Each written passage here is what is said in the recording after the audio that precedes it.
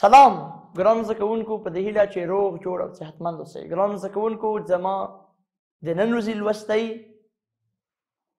دریم لوست، د ټولګي لوست. دریم لوست د ټولګي لوست. سلام شاگردان عزیز، امیدوارم که همه‌تان خوب و سر حال باشید. شاگردان عزیز، باز هم استاد زبان پشتویتان هلال احمد مهرس هستم. شاگردان عزیز، درس امروزی ما است د ټولګي لوست، آموزش صنف. شاگردان عزیز، قبل از این که درس جدید را آغاز کنیم یک مرور به درس قبلی میکنیم. شاگردان عزیز، درس قبلی ما چی بود؟ درس قبلی ما حروف سوچه زبان پشتو بود. شاگردان عزیز، در زبان پشتو ما چند حروف سوچه داریم؟ در زبان پشتو ما 8 حروف داریم که به او حروف سوچه میگوید. او 8 حروف کدام حروف است؟ شاگردان عزیز، حروف ت، ز، حروف ت، حروف خین، حروف گ، حروف ر، حروف نون و حروف دال است. شاگردان عزیز، درس امروزی ما که است د ټولګي لوست. زموږ د نن ورځې درس دی د ټولګي لوست. مخکې له دې نه چې د نن ورځې لوست پیل کړم، لومړی تاسو ته د دغې لوست د اهدافو په اړه وایم چې دغې لوست موخه څه ده. ګرانو زده کوونکو، زموږ د دې لوست موخه دا ده چې تاسو زده کوونکي د دري سیمو یا د دري ژبو سیمو زده کوونکو لپاره د پښتو ژبې زده کړه ده. شاگردان عزیز، هدف درس امروزی ما این است که شما بتوانید زبان پشتو را بیاموزید. جملات پشتو هستند. شاگردان عزیز، ببینید اول شروع از چی میکنیم؟ شروع از سلام علیکی. السلام علیکم. ستړي مشئ، جوړ اوسئ. زما نوم ایمل دی، زه ستاسو د پښتو ښوونکی. السلام علیکم معنا سلام. ستړي مشئ، مانده نباشین. جوړ اوسئ معنا جور باشین. زما نوم ایمل دی، اسم من ایمل است. زه ستاسو د پښتو ښوونکی یم. ما استاد زبان پشتویتان هستم. ببینین ب. زما نوم بریالی دی. زما نوم زلمی دی. زما نوم نجیب دی. زما نوم توریالی دی. زما نوم بریالی نه دی. زما نوم زلمی نه دی. زما نوم نجیب نه دی. زما نوم توریالی نه دی. زه بریالی یم. زه زرغونه یم. زه سلمی یم. زه نجیب یم. زه بریالی نه یم. زه زرغونه نه یم. زه زلمی نه یم. زه نجیب نه یم. ګرانو زده کوونکو، وګورئ اوس د دغې ترجمه درته کوم. زما نوم بریالی دی. اسم من بریالی است. زما نوم زلمی دی. اسم من زلمی است. زما نوم نجیب دی. اسم من نجیب است. زما نوم توریالی دی. اسم من توریالی است. زما نوم بریالی نه دی. اسم من بریالی نیست. زما نوم زلمی نه دی. اسم من زلمی نیست. زما نوم نجیب نه دی. اسم من نجیب نیست. زما نوم توریالی نه دی. اسم من توریالی نیست. زه بریالی یم. ما بریالی هستم. زه زرغونه یم. ما زرغونه هستم. زه زلمی یم. ما زلمی هستم. زه نجیب یم. ما نجیب هستم. زه بریالی نه یم. ما بریالی نیستم. زه زرغونه یم. نه یم. ما زرغونه نیستم. زه زلمی نه یم. ما زلمی نیستم. زه نجیب نه یم. ما نجیب نیستم. ببینید شاگردان عزیز، اینجا ما 2 قسم جمله داریم: جملات مثبت و جملات منفی. ببینین جملات مثبت مانا یم، جملات مثبت یم یا دای. جملات منفی نیم یا ندای. یم مانا هستم، دای مانا است. یم چی مانا میده؟ یم مانا هستم. دای چی مانا؟ مانا است. نیم مانا نیستم.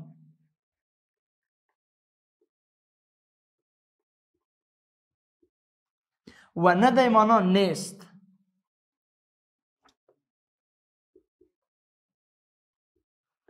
شاگردان عزیز ببینید، من برای شما آل جملات نوشته میکنم. مثال جمله رو ببینید. ز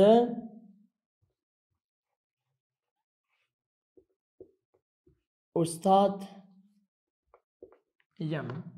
ما استاد هستم. ز استاد یم. ببینین کلمه یم. ز استاد یم کلمه یم است. ما میگم ز استاد، ز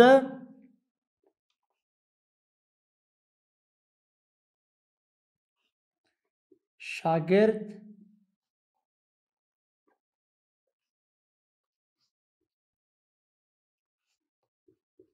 نیم. ز زدکونکی نیم. ز شاگرد نیم. ز شاگرد نیم یعنی ز زدکونکی نیم. د شاگرد په ځای مونږ په پښتو کې څه شی لیکو؟ زده کوونکی لیکو. بجای شاگرد در پښتو چی نوشته میکنیم؟ زده کوونکی. مثال ز زده کوونکی نیم. ببینین اینجا گفتیم ز استاد یم، کلمه یم مانا هستم. ز ببینین ز زدکونکی نیم، ما شاگرد نیستم. کلمه نه برای ما جمله ما را چی میکنه؟ منفی میکنه. مثال ما براتون میگم دا تور مارکر دی. دا تور مارکر دی. این مارکر سیاه است. دی چی مانا؟ دی مانا است. این مارکر سیاه است. اگر بگویم دا مارکر شین ندی، این مارکر سبز نیست.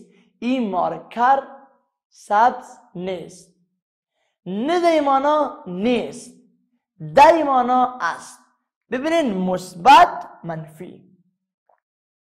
اینجا جمله ما مثبت است، یم یا دی.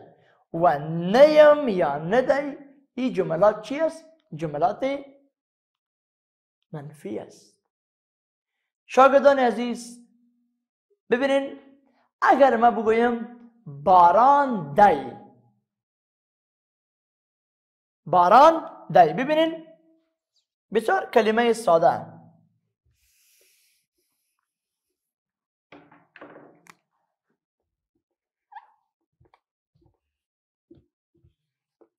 باران دی چی مانا؟ باران دی. باران دی مانا است. باران دی. اگر بگویم باران ندی مانا نیست. حالا شاگردان عزیز به کتابتان بیاین چی میگه؟ زمانم، زمانم بریالی دی. اسم من بریالی است. دی مانا است. زمانم مانا اسم من. زمانم اسم من بریالی. زمانم بریالی دی. اسم من بریالی است. اگر بگویم اسم من بریالی نیست، نیست مانا ندی. ببینید شاگردان عزیز، اینجا مثال ما یک جمله داریم. چی است؟ زمانوم بریالای دی. همین جمله را به منفی که تبدیل میکنین فقط ندی بگوین. اگر اینجا مثبت است یم، امی یم امرایش نیم بگوین منفی میشه.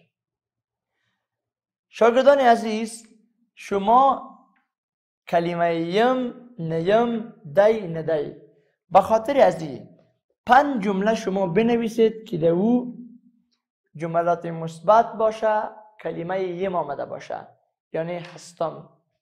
5 کلمه بنویسید که نیم آمده باشه، کلمه منفی، جمله منفی بنویسید. همچنان بنویسید دی، کلمه دی مثبت، و همچنان کلمه ندی منفی را بنویسید. شاگردان عزیز، این 20 جمله میشه. 5 جمله، 5 جمله، 5 جمله و 5 جمله.